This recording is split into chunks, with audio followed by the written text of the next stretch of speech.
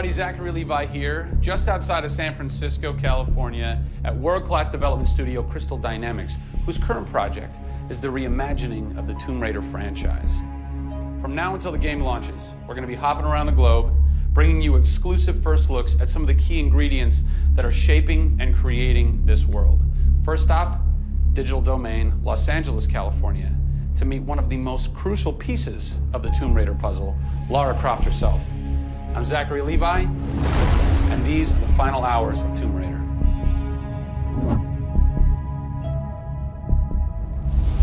Digital Domain. This is where they do a lot of mocap for big Hollywood films and video games like Tomb Raider. And today, we are gonna meet the new Lara Croft, who is around here somewhere. Teaser! And this is where the magic happens. I think that might be the new Lara Croft. That's the new Lara Croft.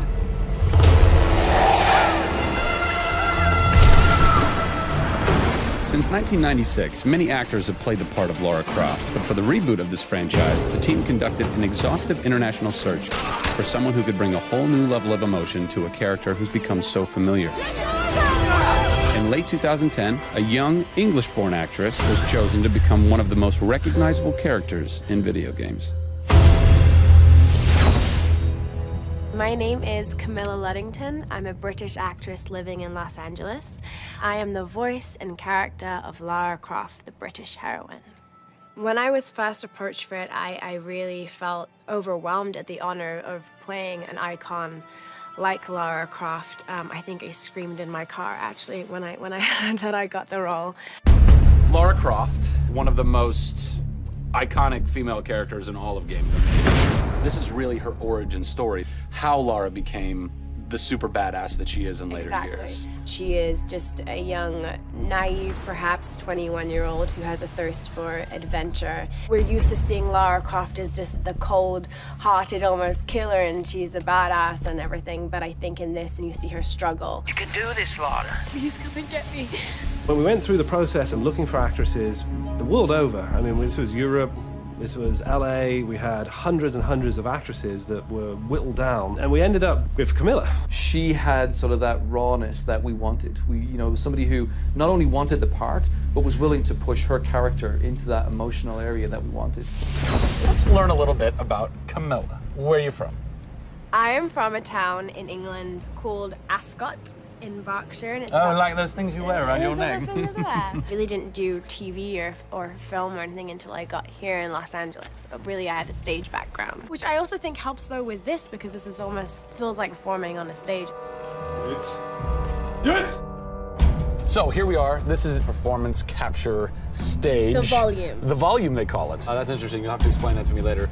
I don't know why. I think maybe it's like a measurement thing, like height and width and depth. I'm gonna go that with yes. Creates volume. Yeah. Math nerd. And you also do get nifty props. Yes. And what's a fun fact about this? Careful. Oh, You can hit somebody. Jeez. Wow. Is that they'll put Velcro on this, and they'll be like, okay, you're gonna have a gun and another gun, and they'll just stick to you. How much Velcro does a bazooka need to stay on tightly?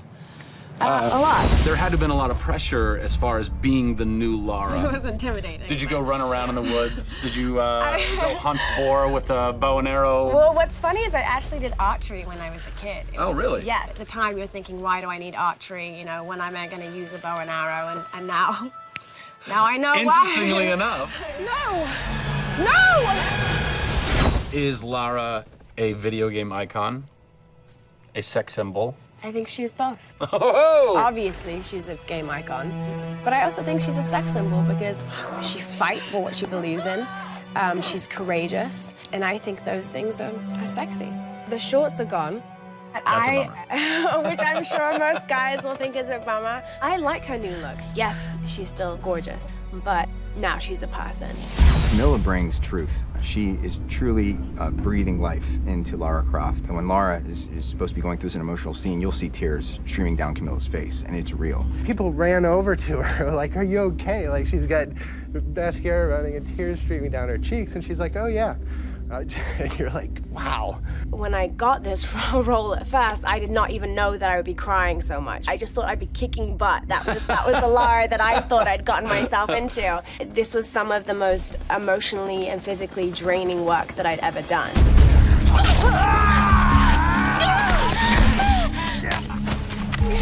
This is the very first time I get to see this.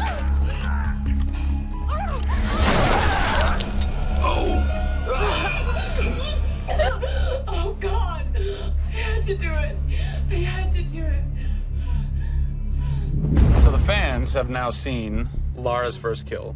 What was that moment for you like? Intense, for sure. Probably one of the hardest things to film. She has to fight for her life. It's fascinating how she reacts to that. You know, she doesn't just walk away from that first kill. It really gets to her, and you see her become Lara Croft.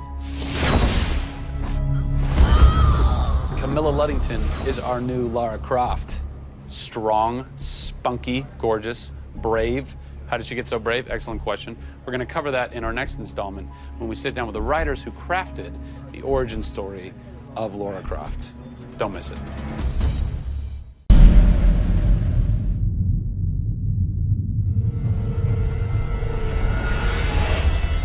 Hey everybody, Zachary Levi here in downtown San Diego at Comic-Con, more specifically at Nerd HQ, which is the epicenter of all things Tomb Raider.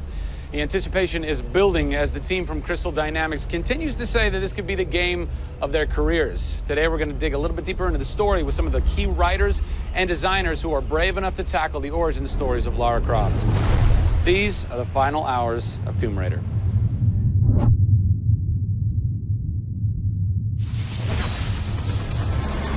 We're in downtown San Diego. We're at Nerd HQ. Fans, the public, will get to play the game for the first time ever. Are you nervous? This is the most nervous time of the entire game. This is huge for us. This is the first time we're giving anybody the opportunity to put their hands on the game. It's not finished yet. It's hard to send it out into the world like that. It's a little young, it's a little fresh. When you put it in the public's hands, you're getting a very raw, unfiltered, like, hey, this is what we love and this is what we don't. You'll start to read about it now. You'll start to see it online. You'll start to get people's perspectives. We're making sure that we make it the best thing that we can for the fans, and these are the fans. Why make an origin story? You could just kind of continue with the Lara Croft Tomb Raider saga, but you didn't. Why? We didn't start with the idea of doing an origin story, actually. We started with the idea of doing something fresh. There haven't been very many games that have the opportunity to go back and tell the true origin story. There is very few games like this. In the history of the Tomb Raider franchise, there has not been a female lead writer until now, Rhianna Pratchett. For me, I didn't think of it like we needed a female writer to do that. Rhianna just nailed it. Rhianna Pratchett. Yep. Does it take a woman to know a woman? It probably helps, but I don't kind of think about it as much as everyone else does. So I tend to think of myself as being a writer first. There is some of me in her, absolutely. She's very bookish, she's very in her head. I went to public school, I actually learned archery. Camilla did as well, I heard. We bring up our ladies properly. And I genuinely studied Egyptology. I wanted to be an Egyptologist. No way. You know, I've always been a huge fan of kick-ass females. I mean, I grew up on Terminator and Aliens. Yeah. You know, fighting aliens in the future. I thought that was what girls did. It's great to be here at Comic-Con. This is my first time. People are really responding to this kind of new Lara. The fans have been great. They've been very supportive. I want to kind of live up to their expectations. I grew up going to fantasy and science fiction conventions. Now here I am looking at a Tomb Raider poster on the side of a building for a Tomb Raider game I have written. Can't quite process that, but it's very cool. Lara's actions affect her character and her emotional state, and so the first kill for us was a big thing.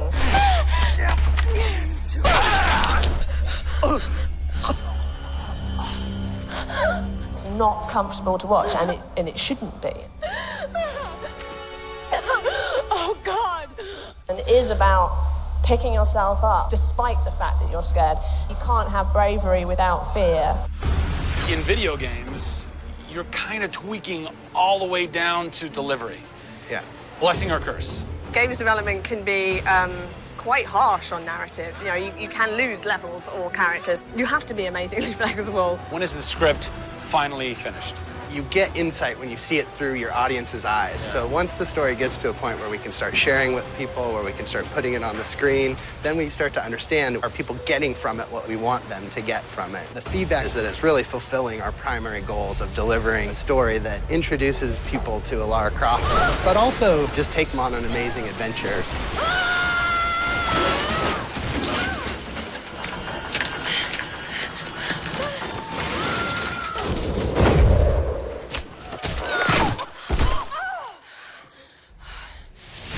John Stafford, you're kind of the dialogue typist, word monkey. The words that you've been speaking for so long. Yes. Are from this everything man. that I've been through that's been extremely emotionally draining and painful, I have him to blame for. So we'll have words later about it. What were the challenges stepping into the heart and mind of a character like Lara Croft, who we've known for quite some time? Yes. Players' expectation is. You want to just jump right in, guns blazing? Controller, I'm awesome. I'm awesome. We want that. That's what video games basically allow gamers right? to feel. I am awesome. Challenge for me is to show her vulnerable. We're shipwrecked on an island inside the Dragon's Tribe. Still have a very playable game, but also show real emotional character. It's very difficult to do that in game. Please come and get me. You can do this, Lara. When you have really extreme circumstances, you have really extreme emotions. What the hell?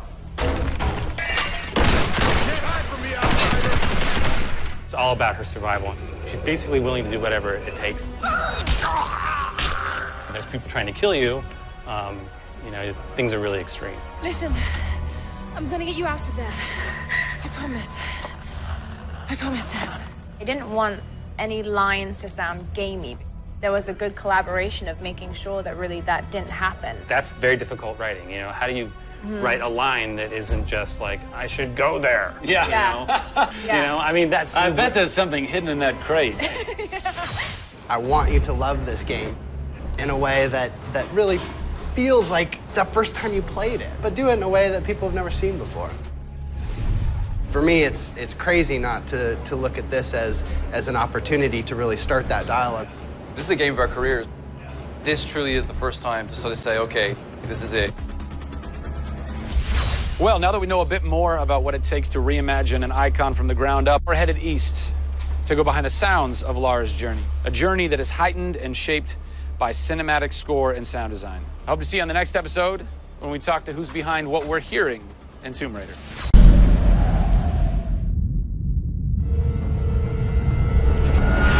Hey everybody, Zachary Levi here in the heart of London's famous West End. Behind me is BAFTA, the British Academy for Film and Television Arts. Why are we here? Excellent question. For starters, Tomb Raider, the series, has garnered a lot of love and accolade from BAFTA over the years. Some of the key players on Crystal's dev team are BAFTA LA members. And to top it all off, legendary video game composer Jason Graves is a BAFTA winner.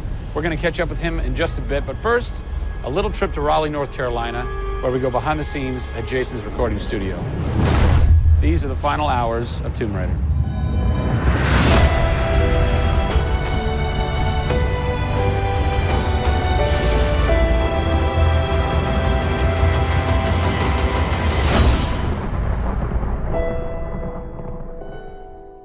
First thing we did was the theme. There have been many composers in the games or the films, but they've always used the original theme. They said, we want to start with a clean slate, new theme. I did it on piano, very simple. I was really scared just to send it because I'm like, I don't know, I think this really works, I think I like it. We ended up taking that exact theme. The first demo I sent was on the first trailer. That exact same arrangement.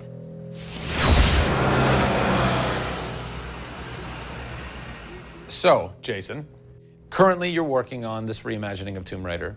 When you're taking on a new project, what are the things that attract you to that project? The heritage of a particular game, I think obviously... And don't even get me started on Tomb Raider. I literally almost drove off the road. I was on the phone with the audio director. Like, oh, stoplight! And I had to pull over a little bit to not hit the car behind me. What I loved about Tomb Raider, what really drew me to the project was they had no pre-existing conditions. Because they wanted to get out of what it used to be. They wanted something new. They wanted something fresh. Jason's done hundreds of games at this point. He was an easy choice for us to go with on paper because he has such great experience. I listened through a lot of different material from a lot of different composers. I was really taken by how well he did the intimate stuff. The textures and the real, like, you know, intimate and vulnerable bits that we needed to highlight in the game were a great match for us. What is square one for you when you start wrapping your head around and going, this is where I feel like this world is going to exist? Main theme, call me old-fashioned. Then it was a matter of finding out what kind of percussion would work. And always going back to the melody and the theme, because that's kind of the heart of the game. The most signature thing that we need to get right is Lara's theme. One of our big goals was that it can be used in any emotional context. What does it sound like? High action.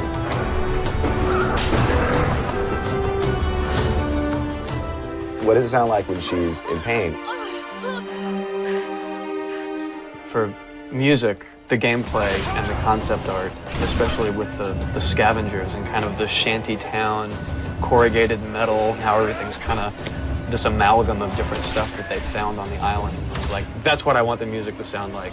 The bad guys are playing the music now. Alex said something like, it'd be really cool to have something, you know, chains on a metal board, or like you're banging a metal fence. 2 weeks later, Jason calls me up and he's like, so this guy who's like this sculptor who lives right around the corner from me, I was talking to him about the idea of creating an instrument. And I'm like, that sounds completely insane. We have to do that. Tackling the score to one of the most iconic franchises in the world brought a unique challenge. How best to capture the emotional timbre of the characters and island in music? People, I give you the instrument.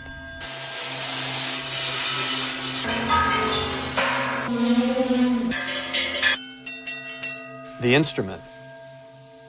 I was going to let Matt determine the aesthetics. I was really only concerned about the sounds that the sculpture was going to make. Matt built this, which looks pretty much exactly like Laura's original homemade bow in the game. There's different timbres based on different materials, metal, glass. It's a direct line from the plot, the characters, the story, the environment, straight to the sculpture. We always wanted the island to have that character in itself. Creating an instrument gave it this unique identity. It's got a voice. Yeah. The very beginning of the game is nothing but the instrument.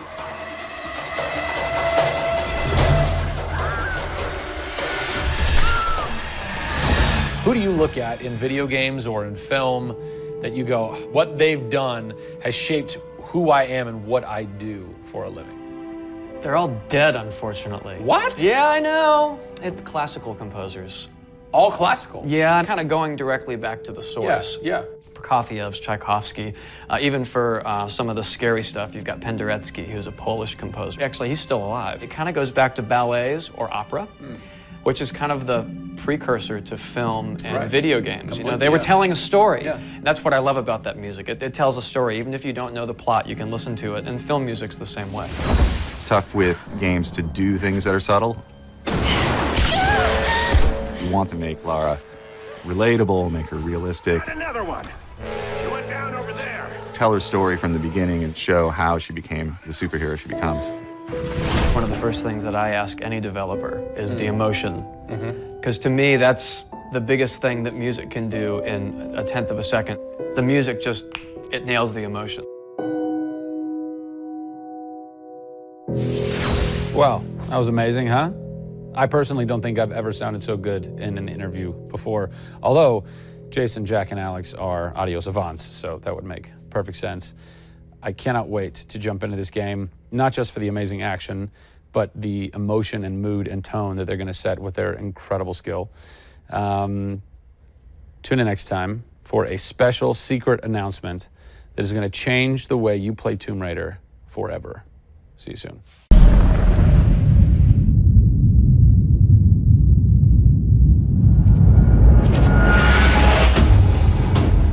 Hey everybody, Zachary Levi here. Over the last few months, we've brought you exclusive behind-the-scenes looks at the final hours of development of Tomb Raider. You've seen Camilla recording her last few lines, Rihanna musing her last few words, and Jason completing the last few notes of the score.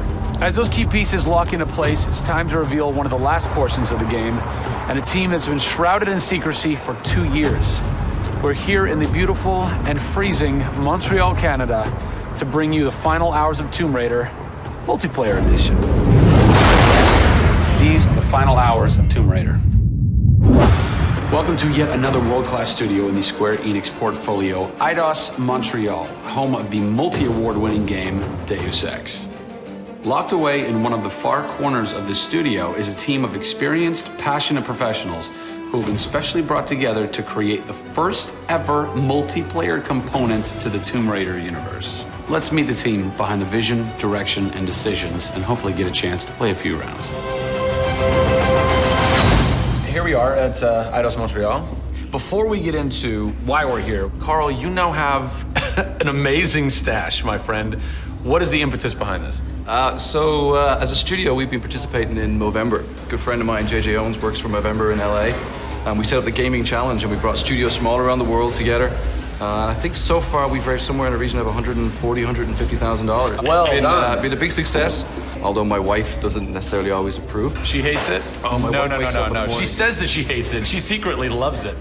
What were some of the factors that led to a multiplayer facet to this new Tomb Raider? When we started developing sort of our vision for reimagining Tomb Raider, on paper, it was all about single player. And as we started to build that world out, we had the island, we had the Solari and the scavengers. We started to realize that we had this canvas. Great warring factions, great landscapes. Yeah, we had all these really awesome places where it was all about traversal and single player. When we started looking at that, we thought, wow, well, what about multiplayer?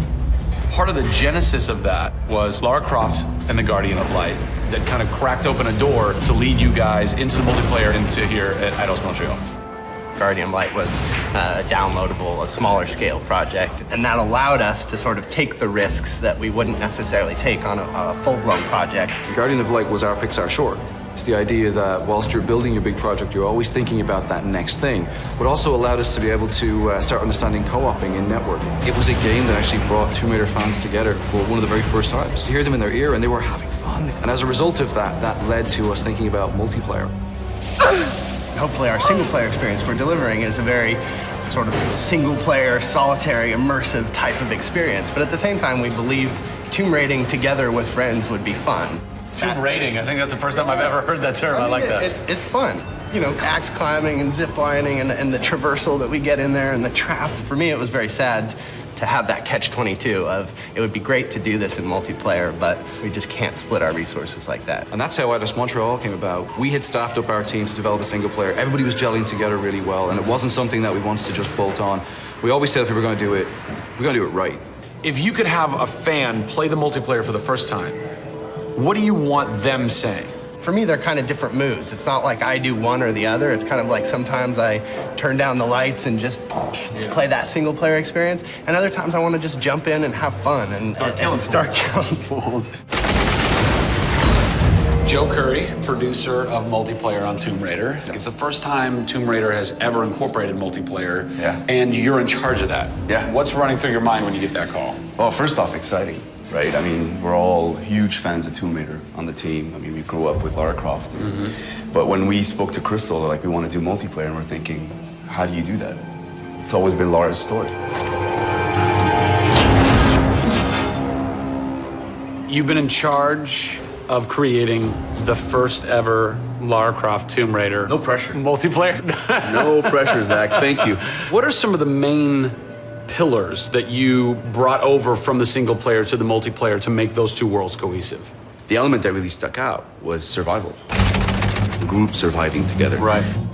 But then traversal, the ability to go up and down and kind of everywhere in a level. The weapons, you know, the characters. What did you guys have to tweak in order to create an engaging multiplayer experience that wouldn't necessarily work with the pieces that were in play with the single player experience?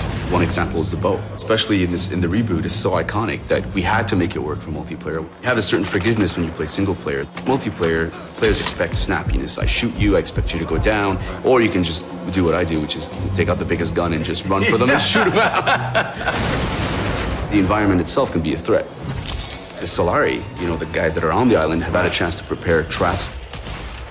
We've got things like an ammo box that looks like an ammo box, but it's really an explosive device. I need ammo, and it looks just like the regular ammo box, and then you're gonzo. We have a lightning rod. You'll get a lightning strike on the rod, and then you'll eliminate your enemy. First and foremost, we want to be humble.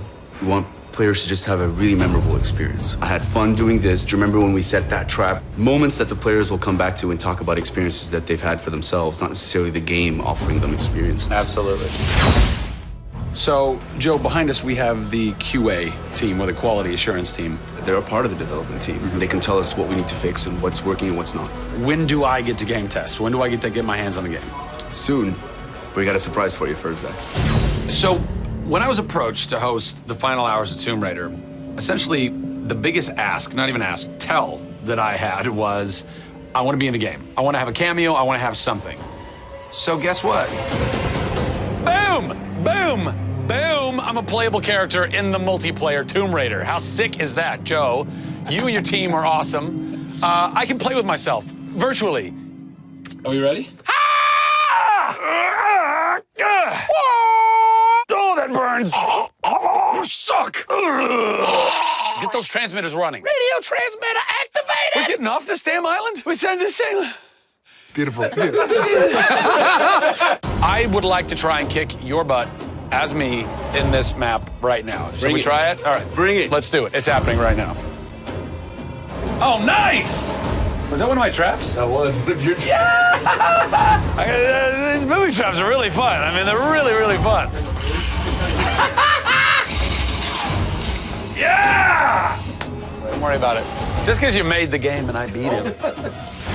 As you can see from the people and passion here at Eidos Montreal, this isn't just some add-on. They're devoting themselves to making this an experience in keeping with the feeling of single player.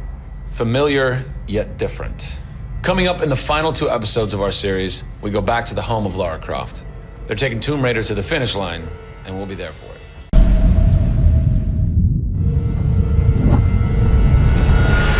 Hey everybody, Zachary Levi here, again for the final time, back full circle in Redwood City. Behind me, inside, critics and fans alike are getting some hands-on experience, an hour's worth of gameplay of pre-release code. Simultaneously, the studio dev team is hard at work crunching, optimizing, and polishing all the last little bits of code for what we will all come to know and love as the new Tomb Raider. It's a culmination of everything, and the clock is ticking. These are the final hours of Tomb Raider.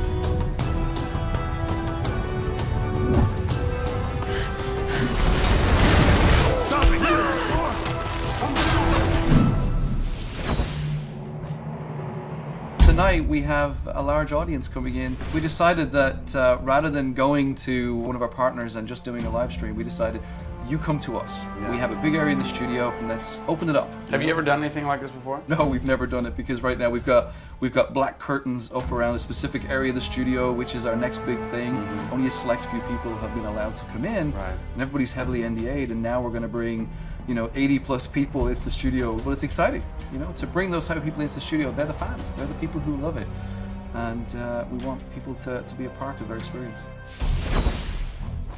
On one half of the studio, all that is going on like crazy, but basically in half the studio, you guys are just pounding, working out every last glitch, every last bug, making sure that it's all just perfect, done and perfect, exactly. It's for your certs on Friday. Yeah. What happens when a game fails cert? Then things start getting sweaty around here. You're dicing with death right there. Well, you might be missing a release date. That's how big a day this Friday is. Yeah, it's huge. If we submit and they come back and say, hey, there's maybe 35 things that we'd like to change, then as a studio, we'll change them. We'll improve them. Or there's small things that they say, hey, this experience might be better if you just fix this little thing. Then of course the team are literally sitting there waiting for that to happen. And there has been games I've worked on where we've submitted, and within 24 hours it would get kicked back, and they'd say, hey, you guys are crazy, you shouldn't have submitted it. So, there are 80 people in the office right now. You're 4.5 days away from delivering this thing, and they're strewn about. What are they all doing? So we have guys working out of very prioritized hit lists, right? So we say, okay, this is the most egregious thing that we've noticed lately. We'd like for you to focus in on it. What are you guys debugging here? Looking at some menu transitions. Oh yeah, we want to make sure everything feels snappy all the time. Menu transitions, if I had a nickel for every time. One of the toughest things with Lara as a character is her hair. You try to simulate hair in a video game, and it's not always exactly the way it would be in real life. But that's something that's, I think the fans really point that out, and they want Lara to look as good and as believable as possible. So even in the home stretches, we're trying to sweeten it and make you believe it. So I spend a ton of time playing the game. So while everybody else is busting their butts trying to make it work, you're having fun. That's basically what you're saying. There's about 80 people that are all still busily working in this last week before the game goes to cert. Absolutely. One of those groups is called the what group? The OMS group. And what does OMS stand for? OMS is an acronym for Oh My Shit. And what does that mean exactly? When you're into the high octane moment, the only response that we were challenging the team that it could come back with was, I would exclaim, oh my shit, that's awesome, right? I couldn't even cuss properly. It could have been the OMHG, the oh my holy God team. Yeah. But oh my shit, oh my shit, it resonated. So many companies focus on the explosions, and we love explosions. I mean, there's plenty of them in the game. But it's also about sometimes that implosion moment, that time where you actually feel like you're part of that. We have an early example in the scavenger den, very early in the game, where the camera is about 6 inches from the back of her head as she's in this claustrophobic moment as the ceiling gets lower and lower and the water gets higher and higher, and the torch, you're worried, is it gonna go out? And as you suck in for that moment, if it's resonating with people, as we've seen it resonate here, you actually watch people who are claustrophobic kind of lean back in their chair a little and kind of react, and that's exactly what an OMS team is about.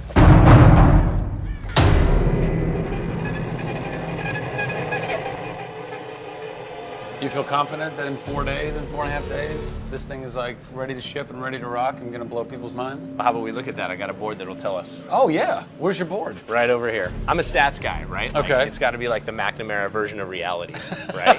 So, and getting things done, like it's very NORAD-like with the update on where we are with bug count. So we have the number of days that we wanna count down for, the priorities of what people are given against, and then an overview of how many things are remaining to be resolved per person. Carrie's got her work cut out for her. Come on, Carrie. Yeah. Ultimately, we have to figure out how do we hit the quality on a predictable timeline. So right now, we're trending towards being able to hit that in 12 days. But you need to deliver in 4.5. Correct. So what does that mean? I need to go right now. Where's your head at right now, knowing that in 4 days, it's got to be completely done? I'm super critical of what we do. You know, you tend to be perfectionists. I'm absolutely that way. It's more like, this is leaving now. You're done working on it because time's up. And you're like, but there could be one more thing I could do. It's a weird feeling because it's been part of our lives for a very long time. How long have you been on it? Definitely 4 years, like 4 years. Yeah, 4 years. That's insane. I know. I was young. Yeah. Fresh face. I was young then. Yes. No bags, no grey hair. Yeah. It's been a roller coaster ride, and during that time we've been around the world, we've gone to shows, we've shown press, we've given hands-on, we've had community events, we've been in San Diego with you at Nerd Machine. We've seen people excited to see this and play this game, and it's been awesome. It's not just about Lara's arc, it's about the arc of people who've come in to the roles. You know, we've had people come in as animators and move up to the highest levels in their profession along these 4 years. So people have grown in these roles, families have expanded, kids have been born, but we're coming to a point now where we're, you know, probably 70, 80 plus days away from launch, and this phase has come to an end. You know, it's been awesome. With less than a week to go before console certification, the last few bugs to squash, and a general lack of sleep all around, this production is definitely going to go down to the wire. Will they make it? Join us next time on the final hours of Tomb Raider to find out.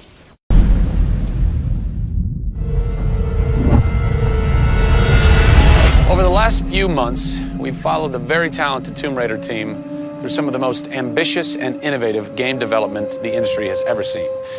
In the next few days, they submit the final code for certification.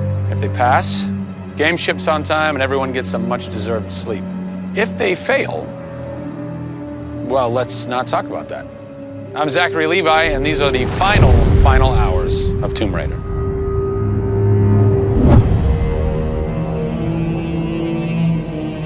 We've been around for 20 years at this point. Oh, wow. In this industry, that's crazy. Yeah. 20 years of games, and many times we've almost not made it, right? Through generation transitions, or you've had had ups and downs in terms of games being released.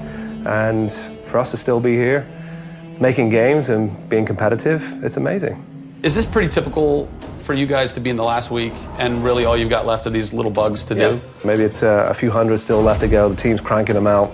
You know, you're play testing it a lot. You're getting QA, quality assurance, to make sure it's clean. You know, stuff's coming in still, as in like, hey, this crazy thing happened here. And simultaneously, IDOS Montreal is doing what you're doing, just with the multiplayer at the same time, because the multiplayer and the single player are being delivered at the same time. Yeah, so it's a big on team. Friday. Everybody's got to come together at the same time, at the same moment, and put pencils down and say they're done. Pencils down. Done. See. We're submitting in 4 days. Let me tell you now, we've had to move. Brian Horton, he was art director. He moved over to my department in Brand about a month ago. There was a morning that he woke up and they went, "You've created a beautiful world.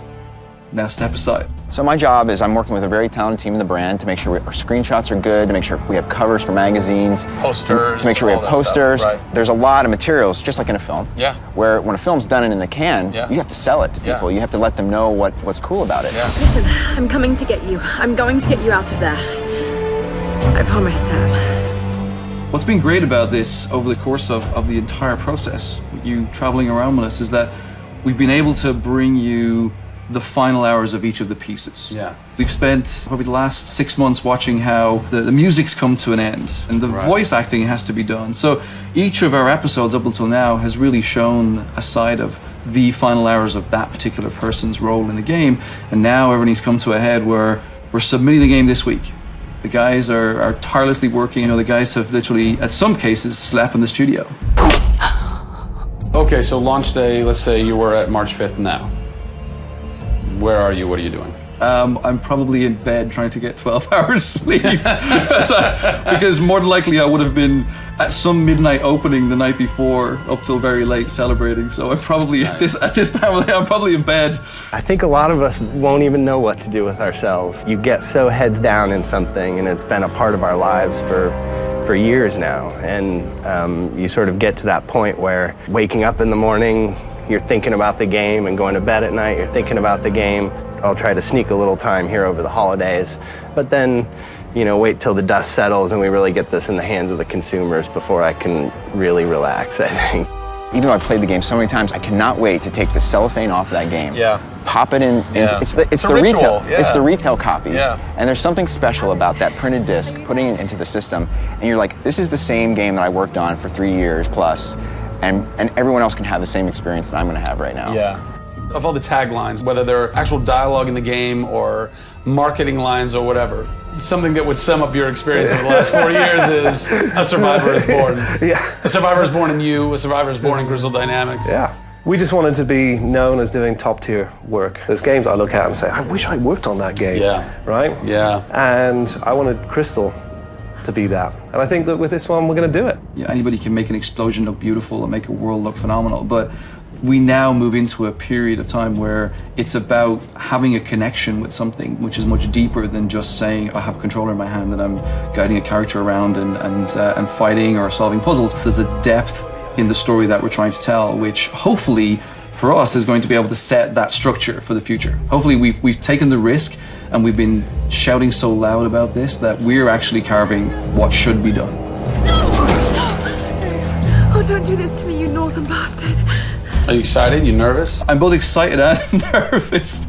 You know, because we've been masters of our own destiny up until this point, and now we're going to continue that right through to launch. And what's great is that from the very first presentation I gave with Daryl about here's the vision of the game, all the way through to the very first game sitting on a shelf on March 5th, we've been there for the ride. We've been on that journey. And then all of a sudden you reach March 5th and you're no longer there's millions of copies of your game out there, and they're in people's hands, and you're thinking, like, how are they playing it? Are they having fun?